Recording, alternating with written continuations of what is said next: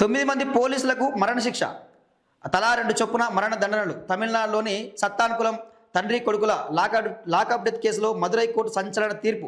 బాధిత కుటుంబానికి ఆ 9 మంది 1.40 కోట్ల పరిహారం చెల్లించాలని ఆదేశాలు. పాశవికంగా కొట్టడంతోనే కోవిడ్ నిబంధనలు ఉల్లంఘించడమే పెద్ద నేరమైంది. ఇలాంటి కేసులో కఠిన శిక్ష అవసరం. యావజ్జీవ శిక్ష వేస్తే భయం లేకుండా పోతుంది. అరుదైన కేసుల్లోనే అత్యంత అరుదైనది. తీర్పు పాఠంలో జడ్జి కీలక వ్యాఖ్యలు. 2020లో నమోదైన కేసు 6 ఏళ్ల పాటు విచారణ అంటూ చూస్తున్నామండి. సో ఇది మదురై కోర్టు ఒక సంచలన తీర్పును అయితే వెలువరించింది. 9 మంది పోలీసులకు, తమిళనాడులో 9 మంది పోలీసులకు మరణశిక్ష విధించింది. ఒక్కసారి కాదు, 2 సార్లు చొప్పున ఉరి తీయాలి.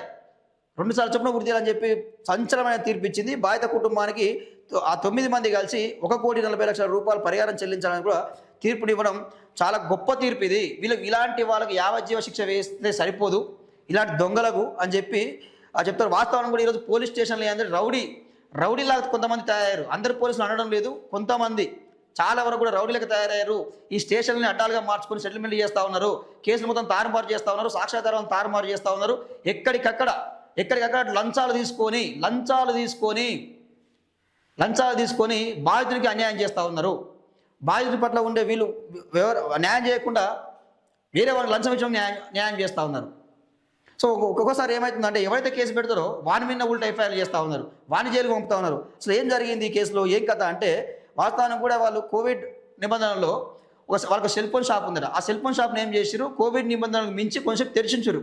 సో తెరిచి ఉంచినందుకు వాళ్ళు తీసుకుపోయి జైలు వేసారు, పోలీస్ స్టేషన్లో వేసారు. సెల్లో పెట్టి నైటు 7 అంటే రాత్రి 7:40 మొదలు పెడితే తెల్లవారుజామున 3 గంటల వరకు కూడా విచక్షణారహితంగా కొట్టడం జరిగింది. బట్టలు కూడా తీసి మరి వాళ్ళ ఒంటి మీద ఉన్న బట్టలు కూడా తీసి, నూలు పోగు కూడా వాళ్ళ ఒంటి మీద లేకుండా ఊడదీసి రాత్రి మొత్తం కొట్టడం జరిగింది. ఒకరి తర్వాత ఒకరు వాళ్ళు కొట్టడం ద్వారా వాళ్ళు అక్కడికక్కడే మృతి చెందారు.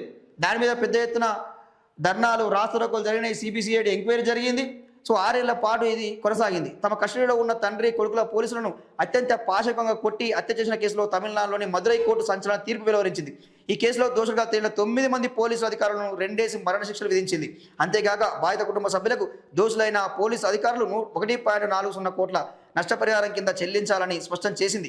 ఈ మేరకు first additional district and session court judge G Muthukumaran సోమవారం తీర్పిచ్చారు. ఇది అరుదైన కేసుల్లోనే అత్యంత అరుదైన కేసు అని ఈ సందర్భంగా జడ్జి వ్యాఖ్యానించారంటూ మనం చూస్తున్నామండి. సో ఆయన జడ్జిమెంట్ ఇచ్చే ముందు కూడా చదువుతూ ఉంటే ఆయన చాలా బాధపడ్డాడు.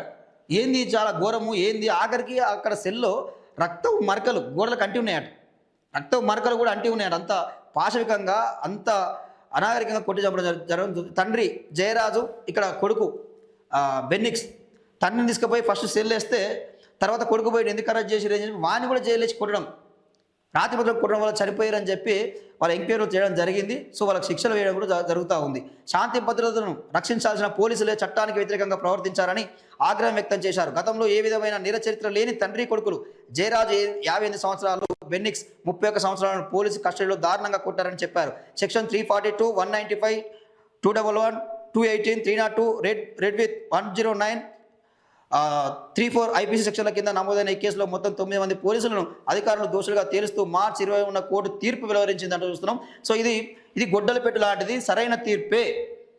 ఈ 9 మంది కలిసి వీళ్ళు ఇద్దరిని కొట్టి చంపారు పోలీస్ స్టేషన్లో సెల్లో వేసి. కరోనా టైంలో ఈ లాస్ట్లో ఉన్నాయని చనిపోయినట్టుగా. సో ఇంత దుర్మార్గులు వాస్తవానికి తమిళనాడులే కాదు, దేశంలో మొత్తం కూడా ఇలాంటి పోలీసులు స్టేషన్కి ఒక్కరిద్దరు ఉన్నారు. ఇలాంటి వాళ్ళు పోలీస్ జాబ్ వచ్చిందంటే ప్రజలకు రక్షకులుగా ఉండే వీళ్ళు, రక్షక భటులుగా ఉండే వీళ్ళు భక్షక భటులు అవుతా ఉన్నారు. వాళ్ళు ఏం తప్పు చేసిండు, ఏం నేరం కూడా చేయలేదు. జస్ట్ ఒక చిన్న పొరపాటు, ఒక 5-10 నిమిషాలు వాళ్ళు కోవిడ్ నిబంధనలు కాదని చెప్పి తెరిచి ఉండడం వాళ్ళు చేసిన పాపం అయిపోయింది. దారుణంగా కొట్టి చంపారు. సో ఇక కేంద్ర హోంశాఖ కార్యదర్శి ముందు హాజరు కావాలని చెప్పి కోర్టు పిలుస్తుందట. ఇక ఎక్కడైతే పోలీస్ స్టేషన్లలో సీసీ కెమెరాలు ఉండాలి, అవి అందరూ కూడా తెలవాలని చెప్పి, అదేవిధంగా ఎవరు పోలీస్ స్టేషన్కి పోయినా సెల్ ఫోన్లు గుంజుకోవద్దు, అవసరమైతే వీడియోలు కూడా తీయొచ్చు, ఫోటోలు కూడా తీయొచ్చు. ఈరోజు బెదిరిస్తూ ఉన్నారు, ఎవరు మీరు భయపడవద్దు. పోలీసులు మీరు ఉన్నది దేనికండి? ప్రజలకు పనిచేయడానికి. ప్రజలు కట్టే పన్నులతోటి మీరు జీతాలు తీసుకుంటా ఉన్నారు. మీరు ప్రజలకు పని చేయకుండా ఉన్నోళ్ళకు కొమ్ము కాస్తూ ఇలాంటి పనులు చేస్తూ ఉన్నారు. సో ఇది సరైన తీర్పు. ఇలాంటి తీర్పులు రావాలా. ఇప్పటికైనా పోలీసులు చాలా బుద్ధి తెచ్చుకోవాల్సిన అవసరం ఉంది. ఇలాంటి జడ్జిమెంట్ రావాల్సిన అవసరం అయితే ఉన్నది. ఇలాంటి జడ్జిమెంట్లే వాస్తవానికి కూడా రేప్ కేసులో కానీ ఇవ్వాలి, బాలికలను ఎవరైతే రేప్ చేస్తా ఉన్నారో చిన్నపిల్లల్ని అలాంటి కేసులలో ఇవ్వాలి, ఎవరైనా చంపితే కూడా మర్డర్ చేస్తే కూడా ఇలాంటి జడ్జిమెంటే రావాలా, వాళ్ళకి మరణశిక్ష వేయాలి. ఇక అప్పుడే బుద్ధి వస్తుంది.